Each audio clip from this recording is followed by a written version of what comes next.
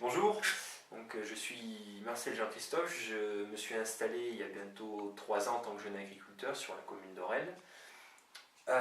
Aujourd'hui, l'agriculture a une fonction de production, mais pas seulement. Elle remplit aussi un certain nombre de services non marchands qui est naturel pour un paysan. Je parle de l'entretien du paysage, des chemins, des fossés, des abords des cultures et des villages.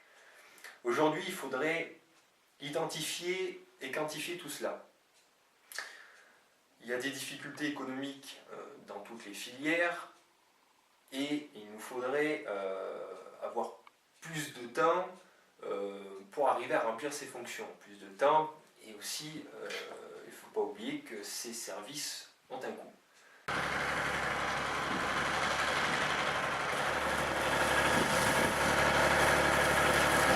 Voilà, je m'appelle Thierry Crouzet, je suis éleveur de chèvres à Rocobo-Jansac, en Cap-Près-en-Laye.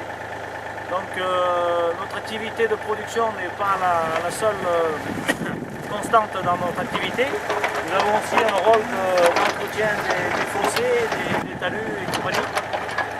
Et donc l'hiver, nous passons pas mal de temps à ces activités pour l'intérêt de tous. Effectivement, là vous avez un chemin communal.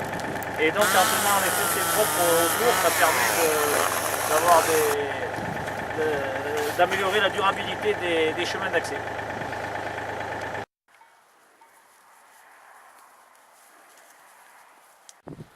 Nous voici maintenant sur la commune de Barnave, donc une commune viticole, vous le voyez, avec des vignes bien entretenues sur leur pourtour et au sein des parcelles. Ceci dit, au-dessus, nous avons l'exemple d'une collaboration entre les vignerons et un éleveur de la commune, éleveur au vin, qui se charge de l'entretien de la butte et qui permet d'avoir une butte propre à l'œil et protégée des incendies et des buissons. Dans l'intérêt de tous, nous voyons qu'une collaboration étroite est très importante. Ainsi, JA demande que les services non marchands rendus par les agriculteurs soient mieux pris en compte dans la nouvelle PAC. Alors, qu'en serait-il de l'attractivité touristique sans cet entretien? Je me pose la question, sans parler de la protection des incendies, des inondations, de l'entretien des bois et des terres à proximité des villages et des axes de communication.